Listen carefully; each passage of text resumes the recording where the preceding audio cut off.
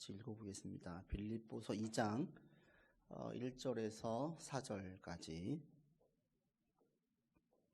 빌립보서 2장 1절로 4절 합독합니다.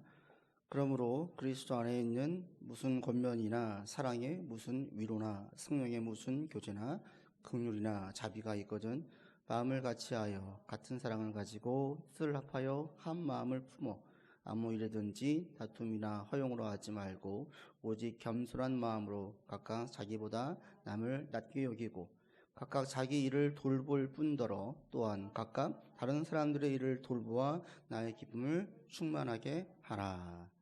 아멘. 우리가 4절까지 읽었는데 이 말씀이 사실은 11절까지 쭉 이어집니다. 이 11절까지 내용의 핵심은 5절이거든요. 너희 안에 이 마음을 품으라. 곧 그리스도 예수의 마음이다. 이 예수의 마음이 나오기까지가 이제 4절로 이어지는 거예요. 4절로 쭉 나오면서 이러하기 때문에 자연스럽게 5절에 있는 예수의 마음을 품으십시오 라는 권면으로 이어지게 됩니다.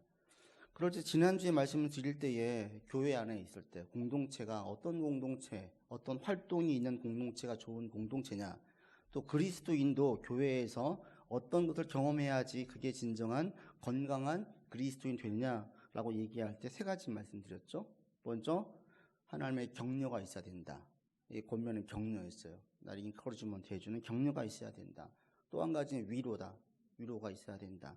그리고 우리를 향하신 깨우침이 있어야 된다. 왜?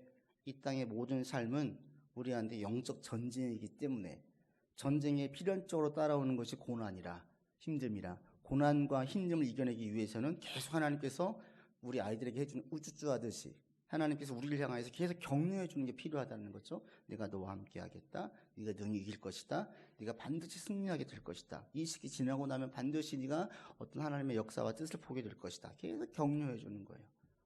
또 그럼에도 상한 마음 위로를 받아야 되는 거예요. 또 혼란스러운 이 땅에서 어떤 길을 가야 될지 모를 때에 계속 우리를 깨우쳐 주시는 하나님의 깨우침이 있어야 됩니다. 그래야 이 땅에서 우리가 살아갈 수 있는 거예요. 이게 개개인이 받는 은혜가 되어야 되고 또 교회 공동체 활동 속에서 경험해야 되는 이 역사들입니다. 이런 일들이 여러분들 가운데 계속 있기를 바랍니다. 어느 때보다도 지금 더 필요하죠. 하나님의 격려가 필요하고 위로가 필요하고 깨우침이 필요해요. 바울이 여기까지 말씀을 전한 다음에 그 다음 이어지는 게 뭐냐면 사실은 5절에 있는 예수의 마음이에요. 그러니까 너희는 예수의 마음을 품으라 라고 말해요. 이게 왜 차이가 있냐면, 그리고 이게 왜 중요하냐면 격려와 위로와 깨우침은 하나님의 살아계심을 경험하는 거예요. 느끼는 거예요, 내가. 그런데 예수의 마음을 품는 것은 어떤 일이 있냐면 하나님의 능력이 나타나는 거예요. 하나님의 능력이 나타나려면 예수의 마음을 품고 있어야 돼요. 이 예수의 마음을 품으라는 전제가 1절이에요. 먼저 스스로에게 격려와 위로와 깨우침이 있는 사람들, 이런 여러분들은 예수의 마음을 품으려고 애쓰십시오. 왜? 그래야 하나님의 능력이 나타나니까. 아직은 능력이 나타나는 게 아니에요. 공동체도 마찬가지입니다. 너희가 다 예수의 마음을 품으라. 그래야 하나님의 능력이 나타나니까. 전제가 너희 가운데에 하나님의 격려가 있니? 하나님의 위로가 있니? 하나님의 깨우침이 있니? 그러면 그때부터 같이 합심해서 구할 게 뭐냐? 예수의 마음이라는 거예요. 예수의 마음. 예수의 마음은 뭐예요? 하나님의 마음에 합한 마음. 하나님의 능력과 역사가 일어나는 마음. 이게 바로 예수의 마음이에요. 그럴 때 오늘 본문에서 예수의 마음이 어떤 마음이냐를 설명해 주고 있는 게 3절, 4절이에요. 어떤 마음이 예수의 마음이냐?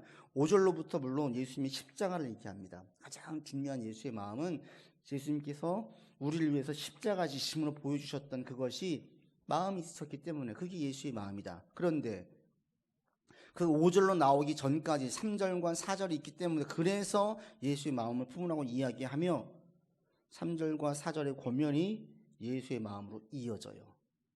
여러분 3절에 보십시오. 3절 같이 읽겠습니다.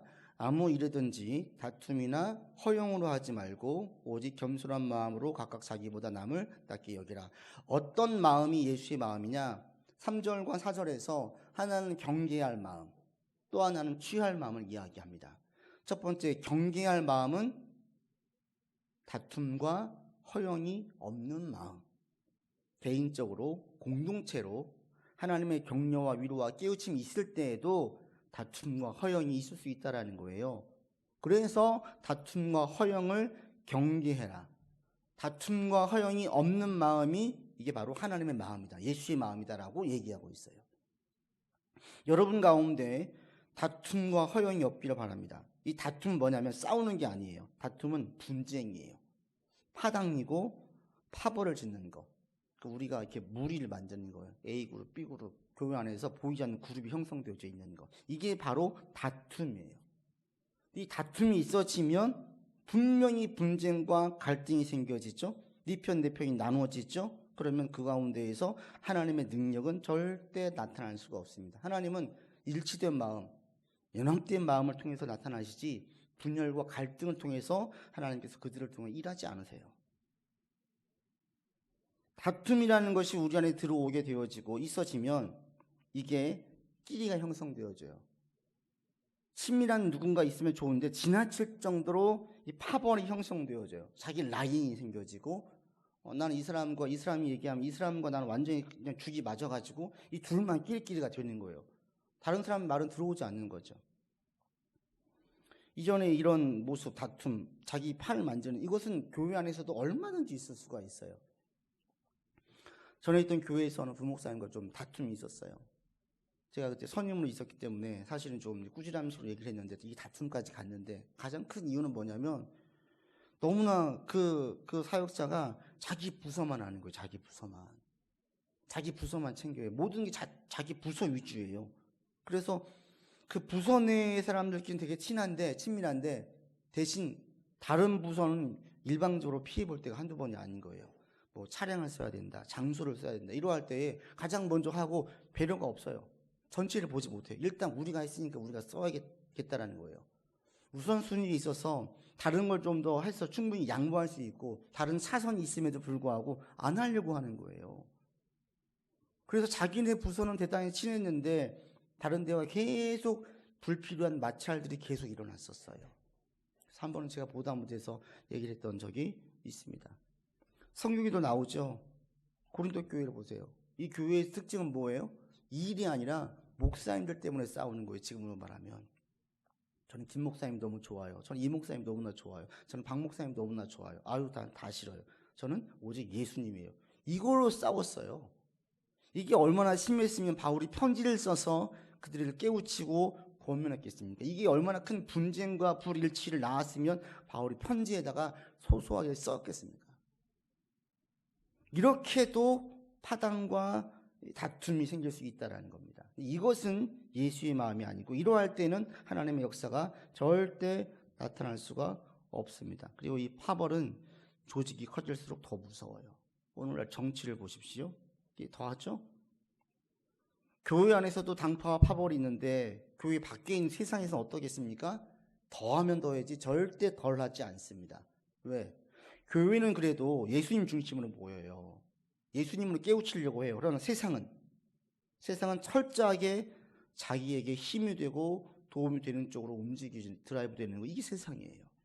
그러니까 라인을 만들고 파당을 만드는 것, 당파를 딱 만들어 놓는 것은 자신한테 매우 유리하죠.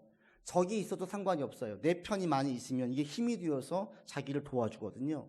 그러니 세상에서는 이렇게 당파를 짓는 것, 파벌을 형성하는 것은 계속 있을 수밖에 없습니다. 이건 무엇을 의미합니까? 전쟁과 분열과 의심과 다툼과 불일치가 계속 있을 수밖에 없다는 거예요. 여러분이 세상에 들어가서 열심히 살려면 살수록 서로 많은 이기주의, 인간의 끝을 볼 수 있고요. 인간에 대한 실망을 더 많이 겪을 수 있고요. 인간에 대한 배신을 더 많이 느낄 수 있어요. 이게 세상이에요. 철저하게 자기 이익, 자기한테 도움이 되는 쪽으로만 활동하기 때문에 모두가 다 그러하기 때문에 힘이 되어지면 언제든지 뭉쳐요. 해가 되어지면 언제든지 남남이 되어져. 이게 세상이에요. 그러다 보니 그 속에는 분열과 의심과 다툼과 늘 긴장감과 경계가 있죠. 근데 이것은 조직이 커지면 더 무섭습니다. 이게 파당이 형성되어지면 오늘날 여러분 정치를 보십시오. 어때요? 자기가 지지하는 정당이 있을 수 있습니다. 그런데 어느 정당이건 다 완벽합니까? 어느 정당인가 다 옳은 좋은 안건만 내놓습니까? 아니에요. 그런데 무조건 자기 정당만 계속 옳다고 지지하는 사람들이 있어요. 근데 그들이 큰 이 사회에, 국가에 해를 끼치는 거 아니겠어요? 자신의 당은 무조건 옳고 자신이 반대하는 당은 무조건 나쁘다는 논리를 가지고 있어요. 어느 특정 정당을 얘기하는 게 아니에요. 다 마찬가지예요. 어느 정치인이 완벽한 정치인이 있습니까? 없어요. 모든 정당, 모든 정치인은 다 공과 과가 있어요. 공은 칭찬해주고 과는 질책해야죠. 그렇게 가야 되죠. 근데 아니에요. 파벌이 형성되어지면 일단 우리가 힘을 얻어야 되니까 우리의 모든 허물들, 죄들은 다 가리고 필요 없고 이건 작은 거야 로 얘기하고, 저쪽에 작은 것들은 크게 불키게 만드는 거예요. 왜 그래요? 국가를 위해서 그렇습니까? 아니에요. 철저하게 자기와 자기 당을 위해서 그래요. 우리가 정권을 잡아야 되니까, 우리가 정권을 유지해야 되니까 이런 논리로 가는 거예요. 이게 다 뭐예요? 파벌이에요. 파벌. 파벌의 가장 큰 무서움은 옳고 그름이 중요하지 않습니다. 중요한 것은 오직 하나예요. 내 편이냐 아니냐. 내 편이면 옳은 거고 내 편이 아니면 무조건 다 적이에요. 이게 세상이에요. 근데 이런 파벌이 형성되어지면 그 다음에 꼭 따라오는 게 있는데, 더 크게 이게 더 큰 죄로 부추긴 게 있는데, 그게 뭐냐면 허영이에요. 허영. 허영은 뭐냐? 허영은 그냥 뭐 이렇게 겉멋을 꾸미고 화려하게 꾸미는 걸 좋아하는 이런 걸 얘기하지 않습니다. 허영은 강한 자만심, 교만이에요. 교만. 성경에서 말하는 허영이라는 것은 교만이에요. 우리가 최고야, 네가 최고야, 이렇게 나가는 거예요. 당을 형성하고 그 다음에 그 당에다가 최고성을 부여하는 거죠. 그러면요, 여기에는 엄청난 에너지가 생겨요. 이 역사적으로 이것을 가장 잘 보여주는 게 세계 2차 대전을 일으켰던 독일이었습니다. 아돌프 히틀러가 이것을 그대로 이용했습니다. 독일 민족이 우월성, 열등한 민족을 제거해야 된다. 1차 세계대전 이후에 피폐해진 독일을 경제적으로 자긍심이 다 무너진 그 나라를 이렇게 세운 게 히틀러였어요. 그러할 때에 민족의 우월성을 띄웠어요. 우리 게르만 민족이 얼마나 우월한지 아느냐. 그러면서 상대적으로 유태인을 딱 찍어가지고 저들은 저급한, 열등한 사회 해이를 가져온 민족이라고 낙인을 찍었어요. 그리고 그렇게 몰아갔어요. 독일 내의 우월성과 자기 민족에 대한 자긍심이 확 올라갔습니다. 그러면서 한편에서는 유대인들을 너무 잔악할 정도로 막 죽여갔어요. 놀라운 게 뭔지 아세요? 독일 내에서 거의 90% 이상의 모든, 사실은 거의 100%에 가까워요. 매우 극소수의 사람을 제외한 모든 사람들은 이 히틀러의 이민족 억압과 착취 정책에 대해서 비난하지 않았어요. 다 옹호했어요. 따라갔어요. 이것은 독일의 주요 지배 계급들은 전쟁 말기까지도 계속해서 히틀러의 이 전쟁 수행에 적극적으로 협력했어요. 분명히 어제까지 같이 살았던 유대인 자기 친구였어요. 근데 끌려가요. 외면해요.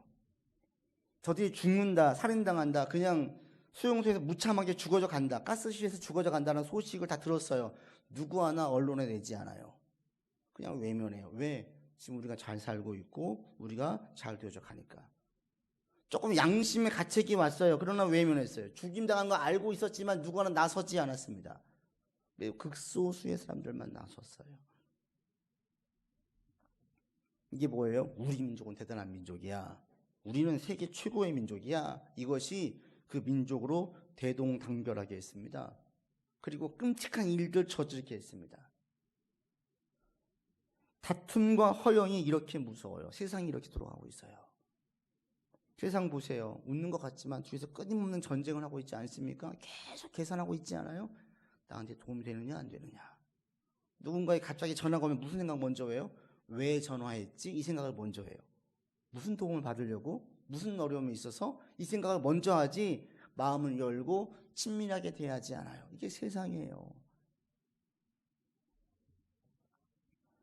그럴 때 바울이 우리 그리스도인들에게 제일 먼저 경기하는 게 뭐냐면 다툼의 마음, 허영의 마음을 제거하라는 거예요. 경계하라는 거예요. 누군가가 교회 와서 자꾸 파를 만들려고 하고 형성 지으려고 할 때 경계하라는 거예요.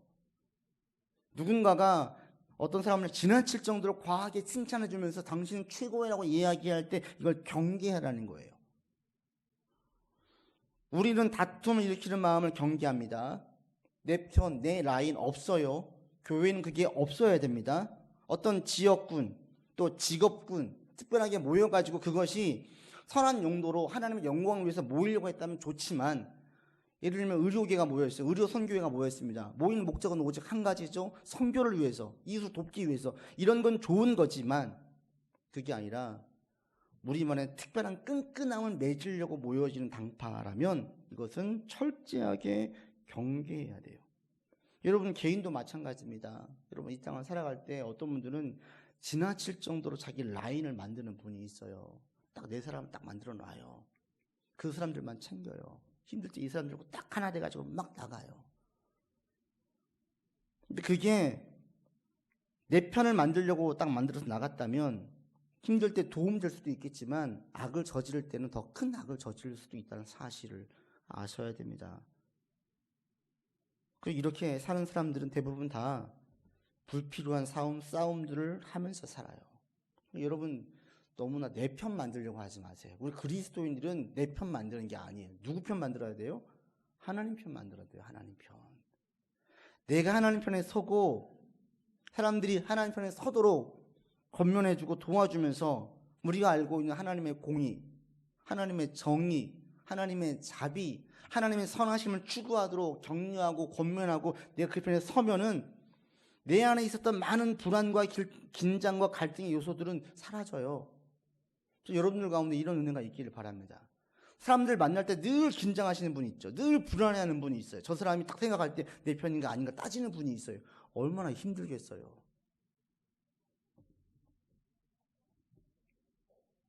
그렇게 보지 마시고 내가 하나님 편에 서려고 하고 저 사람이 하나님 편에 있으면 같은 마음을 가질 수 있고 하나님 편에 없으면 같은 마음을 가질 수가 없다는 걸 딱 정리해 놓잖아요. 그럼 마음에 있는 수많은 긴장과 불안과 갈증들이 다 사라져요. 평안 가운데 살 수 있어요. 여러분 이런 삶을 살기를 바랍니다. 오늘날 관계 때문에 힘들어하는 사람들이 얼마나 많아요. 관계 때문에. 다 왜 그래요? 네 편, 내 편 따지니까 다 그렇거든요. 분명한 공의와 선을 놓고 이것을 위해서 같이 힘써 나간다면 이런 불필요한 갈등과 전쟁들은 없을 겁니다. 그러지 않아요. 철저하게 개인 이기주의가 팽배한 사회에 있다 보니 전부 다 내게 도움이 되는지 내 편인지 이것만 따지는 거예요. 그러니 내 안에서는 계속 불안한 요소들이 계속 올라오고 있습니다. 여러분 가운데 혹시 그런 분이 있다면 내 편 만들려고 하지 마시고 하나님 편 만들려고 애를 쓰시는 결단하시는 여러분들 되기를 바랍니다. 그럼 마음이 편안해집니다. 아멘? 아멘 하십시오. 아멘입니까? 이건 진짜 아멘 하셔야 돼요. 이렇게 나가야 돼요. 그래야 하나님의 능력을 나타낼 수 있어요. 또 한 가지는 허영을 익히는 마음. 절대 우리는 누군가가 넌 최고라고 얘기할 때 경계하셔야 돼요. 경계. 그걸 덥석 물면 안 돼요. 우리는 최고가 아니에요. 우리는 더 뛰어난 사람들이 아니에요. 우리는 어떤 사람들이에요? 저와 여러분은 우리가 모두 다 우리는 빚쟁이에요. 빚쟁이. 우리는 다 은혜를 입은 사람이에요. 이게 가장 중요한 정체성이에요. 당신 대단해요? 아니에요. 저는 빚쟁이에요. 우리 다 빚쟁이 아니에요? 다 빚쟁이에요. 예수님께 큰 빚을 진 은혜 입은 사람들이에요. 이걸 우리가 가지고 있어야 되지 허영은 절대로 붙잡으면 안 됩니다. 그래서 바울이 이야기할 때 너희가 하나님의 격려와 위로와 권면, 깨우침을 계속 받으면서 살고 있다면 너희 가운데 절대 이 다툼과 허영의 마음이 들어오지 않도록 경계해라 라고 얘기해요. 그 다음에 우리가 취할 마음을 이야기합니다. 그게 뭡니까? 3절 하반절에 나와 있습니다. 보십시오. 어떤 마음을 취하라고 해요? 오직 겸손한 마음. 우리 그리스도인들이 취할 마음은 겸손한 마음입니다. 겸손은 사실 모든 그리스도인들에게 있어서 분명 모든 그리스도인들이 가지고 있어야 될 고유한 특성이에요. 이게 겸손이에요. 겸손이 없다면 신실한 그리스도인이 절대로 아닙니다. 아직 미숙한 아이거나 어린 신앙인일 수 있어도 신실한 그리스도인, 장성한 그리스도인 가운데 겸손하지 않은 그리스도인은 한 명도 없습니다. 그럴 수밖에 없어요. 왜? 그리스도를 가까이 하면 할수록 내가 주인임을 더 분명하게 인식하게 되어져요. 내 죄가 얼마나 많은지를 더 많이 깨달아져요. 이게 그리스도인이에요. 그러다 보니까 그리스도인들은 겸손할 수밖에 없어요. 내가 얼마나 부족한 자인지를 알 수밖에 없어요. 여러분, 환한 빛에 가까이 가면 갈수록 어때요? 내게 있는 얼룩진 것, 더러운 것이 더 드러나죠. 깜깜한 데 있으면 안 보여요. 환한 빛에 가까이 가면 갈수록 더 환히 보여요. 예수 그리스도와 친밀해지고 가까워지면 가까워질수록 보여주는 게 뭔 줄 아세요? 우리의 죄예요. 전에는 몰랐어요. 다 더러우니까 몰랐어요. 깜깜하니까 몰랐어요. 내 마음의 눈이 밝아지고 예수님과 동행하면 동행할수록 알게 되는 게 뭐예요? 내 안에 이렇게 많은 죄가 있는 줄, 내가 살아오면서 이렇게 많은 죄를 저지르고 살았는 줄 몰랐던 거예요. 이거 깨우쳐지는 겁니다. 그런 사람들이 자기가 얼마나 대단하다고 생각을 하겠어요? 그 생각 못하죠. 자신이 얼마나 큰 죄인인지 기도할수록, 말씀을 가까이 할수록, 예수 그리스도와 함께 친밀한 교제를 맺으면 맺을수록 자신이 얼마나 큰 죄인인지를 알아요. 근데 이 죄인인 것 때문에 스스로를 자학하거나 자책하지는 않아요. 이렇게 볼 수 있습니다. 죄를 지은 다음에 감옥에 들어간 사람이 있어요. 그런가 하면 그 피해자가 그걸 용서하고 헌처를 구해서 거기서 나오기 시작한 사람들이 있어요. 근데 큰 빚을 졌어요. 감옥에 들어갔어요. 그런데 그 빚을 했던 그 소송을 걸었던 사람이 다 취하하면 나올 수 있어요. 수십억도 나올 수 있어요. 그러할 때 똑같은 죄를 지었는데 감옥에 있는 사람들은 자책하고 자학하죠. 아유, 내가 미쳤지. 내가 왜 그래가지고 후회해요. 감옥에서 나온 사람은 어떻게 해요? 후회합니까? 아니에요. 자기 빚을 다 갚아주는 그 사람에게 되게 고마워하죠. 새로운 살 수 있는 기회와 삶의 기회를 주는 그에게 대단히 고마워해요. 우리 그리스도인들은 후자입니다. 예수를 믿었어요. 우리 모든 죄가 다 드러나요. 근데 드러날수록 내가 죄인이야 자기를 자책하거나 갉아먹지 않아요. 그러면요, 우리는 더 감사해요. 이런 큰 죄가 있는데도 이걸 다 사면해 주시고 하나님께 뻔뻔하게 나올 수 있고, 이 큰 죄를 저질렀는데도 불구하고 하나님 우리를 죽이시지 않으셨어요. 다 예수의 보혈로 다 가리워 주셨어요. 덮어 주셨어요. 그래서 우리가 나올 수 있게 되었어요. 새 삶을 살 수 있게 되었어요. 새로운 피조물 되었어요. 그러니까 죄인됨을 알면 알수록 십자가의 귀함과 감사의 마음도 커지는 거예요. 그냥 수십억 빚을 져가지고 평생 못 갚을 돈인데 감옥에 들어갈 뻔했는데 그 사람이 다 용서해 줬어요. 어떻게 돼요? 사는 평생 동안 그 사람에게 고마워하면서 어떻게든지 도움을 주면서 살려고 하죠. 그 사람이 무엇인가 조그마하게 도움을 필요해서 전화가 오면 득달같이 달려가죠. 자기는 갚지 못할 큰 은혜를 줬으니까. 이게 신실한 그리스도인들의 마음이에요. 이게 예수를 향한 그리스도인들의 마음이에요. 내가 더 큰 죄인인지를 알면 알수록 하나님께 대한 순종의 마음도 커질 수밖에 없어요. 내가 빚진 게 얼마나 많은데, 내 빚에 대해서 용서해 주신 게 얼마나 큰데, 그러니 예수 그리스도를 생각할수록 감사의 마음이 커지겠죠. 자신을 볼수록 새 삶을 살게 해주신 하나님께 감사한 마음이 들겠지요. 이게 우리예요, 우리. 그러니까 중요한 건 뭐냐면 내 빚을, 내 죄를 탕감해 주시는 죄의 크기가 얼마나 큰지를 여러분이 얼마나 큰지로 알고 있는지가 중요한 거예요. 내 빚은 50만 원짜리밖에 안 된다. 별로 은혜가 없어요. 수천억, 수조에 다른다. 이건 감당할 수 없는 은혜인 거예요. 많은 사역자들, 많은 헌신자들, 상식적으로 볼 때 납득이 안 되는 희생을 하는 사람들 보십시오. 다 그들은 뭐가 있어요? 십자가의 공로와 가치가 얼마나 큰지를 절절히 느끼기 때문에 하는 거예요. 내 한 몸 죽여도 나는 할 말이 없지. 이렇게 큰 죄를 다 용서해 주셨는데, 이게 바로 그리스도인들의 마음입니다. 그래서 그리스도인들은 겸손할 수밖에 없어요. 겸손할 수밖에. 혹여 여러분 가운데 지금 조금 마음이 높아지는 분이 계세요? 빨리 자기 실체를 파악하기 바랍니다. 막 성공하고 잘 나가다 보니까 내가 좀 괜찮은지 생각하시는 분 계세요? 빨리 여러분 그리스도 안에서 여러분 새로운 실체를, 분명한 실체를 다시 깨닫기를 바랍니다. 저와 여러분들은 우린 별 볼 일 없는 존재예요. 별 볼 일 없는. 너무 큰 죄인들이에요. 우리 안에 얼마나 많은 살인과 죄악들 저지르면서 살고 있는지요. 우린 그런 존재였어요. 그런데 예수님께서 이 모든 죄를 다 갚아주셔서 평생 갚을 수 없는 큰 빚을 지면서 우리는 살고 있는 존재입니다. 이 사실을 망각하지 마세요. 그러면 저절로 겸손해져요. 그리고 이 겸손이 다른 사람을 대할 때에 어떻게 나오냐면 3절 마지막에 있는 자기보다 남을 낮게 여겨요. 더 좋게 여겨요. 저 사람을 나보다 더 우월하게 여겨요. 이 우월하다는 얘기는 뭐냐면 좋게 여긴다는 의미는 더 똑똑하다, 더 잘났다 이런 의미가 아니에요. 당신이 최고에 나보다 우월해 이런 의미가 아니에요. 여기서 저 사람을 더 낮게 본다, 좋게 본다는 걸 뭐냐면 이렇게 비유할 수 있어요. 자, 내 옷이 지금 엄청 더러웠어요. 어디 저기 막 더러운 곳에서 청소를 하다가 내 옷이 완전 더러워졌어요. 이런 사람이 누군가 길 지나가는 사람 옷에 조그만 얼룩 묻은 사람을 보고 옷에 얼룩 묻었어요, 빠르세요 라고 얘기할 사람이 있어요? 아무도 없지요. 지금 내 몰골을 보세요. 엄청 더러워지는 내가 누굴 보고 이 얘기를 해요? 아이들이 축구를 했어요. 비 오는 날 운동장에서 날이 뜨거운 여름에 비가 오는데 신나게 축구했어요. 막 온 몸이 난리가 아니겠죠? 이런 아이가 한쪽에 앉아있는 아이 보고 향해서 야, 너 좀 뭐 묻었다 얘기하는 아이가 있어요? 애들도 그런 말 하지 않아요. 자기 몰골을 보세요. 그리스도인들이 다른 사람을 낮게 여기는 건 뭐냐면 이런 의미예요. 저 사람이 죄가 드러났어요? 내 죄를 보니까 내 죄는 저 사람의 죄에 비교해 보면은 10배, 20배, 100배 훨씬 더 커요. 그러면 내가 저 사람을 향해서 야, 너 왜 그런 죄를 저질렀어? 말할 사람이 있어요? 아무도 없지요.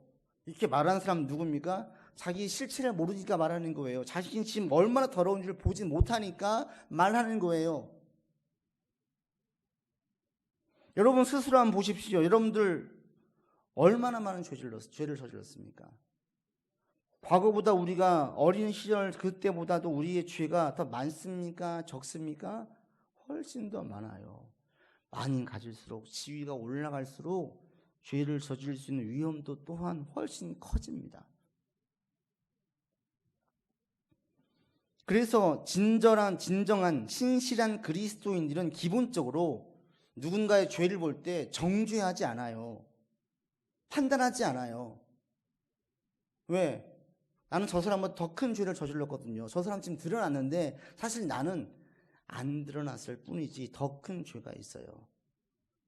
여기에 대해서 반문을 했던 이 바리새인들, 서기관들이 반문해. 나는 그런 죄를 안 저질렀는데.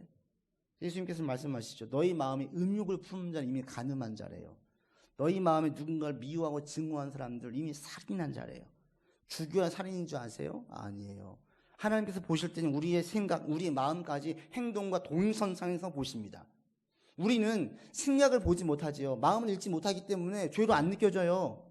드러나지만 않으면. 그런데 하나님은 우리의 행동이나 우리의 생각이나 똑같이 동일선상에서 보세요. 왜? 다 보이시기 때문에 하나님께는. 그러니까 서기관들, 바리새인들이 우월감에 빠져 있어서 나는 저 가늠한 여인처럼 가늠하지 않았습니다 라고 이야기할 때에 마음에 음욕을 품었느냐 이미 가늠한 거라는 거예요. 너희가 아니라고? 똑같다 하나님 보실 때에는. 이 해석으로 우리를 바라볼 때에 여러분들 죄 짓지 않은 분이 있어요? 매스컴에 보도된 그 죄보다 나는 더 적은 죄를 저질렀습니까? 아니에요. 우리 속에서 얼마나 많은 살인을 하는지 몰라. 저 사람 없어졌으면 좋겠어. 저 사람 사고 났으면 좋겠어. 순간순간 생각이 들 때가 있지 않으세요? 과거에 누군가 미워했어. 이런 마음 가진 적 없으세요? 이게 다 죄예요, 죄. 이게 살인이 되는 거예요. 누군가 죽기를 바란다면 그 사람 죽으면 그 가정은 어떤 상황이 되겠습니까? 얼마나 끔찍해요. 이게 얼마나 끔찍한 생각이에요. 그런데 우리는 그런 생각들을 해요. 이게 우리예요. 이런 자신의 실체를 알고 내 죄가 얼마나 많았는지 이 죄가 다 예수의 보혈로 씻겨졌던 것을 알고 있는 그리스도인들은 절대로 누군가의 죄를 보고 난 저 사람 같지 않아 라고 생각하지 않아요. 난 더했었지. 난 저 사람과 비슷한 죄를 저지르고 살고 있지 로 고백을 해서 자기를 돌아보게 됩니다. 그래서 신실한 그리스도인들은 기본적으로 다른 사람들이 나보다 더 낫다라는 생각을 가지고 있어요. 이 생각을 모든 그리스도인들이 다 가지고 있어요. 그래서 교회에서는 누군가를 특별하게 세워주지 않아요. 누군가를 우쭈쭈하지 않아요. 왜? 다 스스로 죄인이라고 느껴보세요. 누구를 세우겠어요? 누구를? 누가 나를 세울 때 누가 자기가 올라가고 싶겠어요? 난 죄인인데, 하나님의 은혜로 지금 여기까지 왔는데, 이게 모든 그리스도인들에게 다 같이 있기 때문에 그리스도인들은 누군가를 특별하게 올려주지도 세워주지도 않습니다. 그리고 기본적으로 다 존중해주는 마음들이 있어요. 이것이 우리 삶에서 어떻게 나타나는 줄 아십니까? 이게 관용으로 나타나요. 관용으로, 너그러움으로, 온유한 마음으로. 네가 어떻게 나한테? 이게 아니라 나는 더 엣지가 밑에 깔려 있으면 자연스럽게 온유한 마음이 생겨져요. 그래서 계속 행동에서 온유를 권면하는 이유가 여기에 있습니다. 온유하지 않다는 건 뭘 반증해요? 지금 내 마음속에서 내 스스로가 죄인임을 망각하고 있기 때문에 나오는 말이거든요. 그래서 온유해져라, 관용을 베풀어라, 너그럽게 대하라. 이 모든 것들은 우리 가운데에서 겸손한 마음을 가지고 있으면 자연스럽게 나와지는 거예요. 남을 나보다 낮게 여기면 자연스럽게 나오는 행동들입니다. 여러분 지금 주변 사람들을 볼 때 한심하십니까? 아니면 귀하고 감사하십니까? 만약 한심한 마음이 든다면 지금 여러분 마음이 교만해진 겁니다. 우리 안에 이런 교만한 마음들은 절대로 취해서는 안 됩니다. 교만은 하나님의 능력을 나타나지 못하게 만들고 더 큰 죄를 저지르게 만들 뿐입니다. 이 시간 겸손한 마음으로 취할 수 있기를 바랍니다. 그래서 이번 한 주 사실 때 누구를 만날 때 아유 답답해, 아유 한심해가 아니라 저 사람을 이해할 수 있고 베풀 수 있고 온유할 수 있는 마음으로 모든 사람을 대하고 나도 모르는 사이에 내 마음이 넉넉해질 수 있는, 넉넉해져 있는 그 은혜가 여러분들 가운데 있기를 바랍니다. 기도합시다. 아버지 하나님, 성숙한 그리스도인 되기 위하여서 우리가 취할 마음과 경계해야 될 마음이 있습니다. 다툼과 허영을 경계하게 하시고 겸손한 마음을 취하는 우리가 되게 하여 주시옵소서. 나의 죄인됨을 고백할 때마다 저절로 겸손할 수밖에 없습니다. 하나님 십자가의 보혈의 은혜를 잊지 않게 하시고 하나님의 은혜 가운데 사는 우리가 되게 하여 주시옵소서. 이 보혈의 가치가 이웃을 대할 때에 관용으로, 너그러움으로, 자비로, 용납으로 나타날 수 있기를 원합니다. 하나님 우리의 마음을 주장하여 주시옵시고 우리가 어리석고 미련하여서 순간순간 다른 사람들을 정죄하거나 한심하게 볼 때마다 깨우쳐 주셔서 겸손한 마음으로 살아가는 우리가 되게 인도하여 주옵소서. 이번 한 주간 우리의 삶을 지켜주시기를 원하옵고 예수 그리스도 이름으로 기도드립니다. 아멘.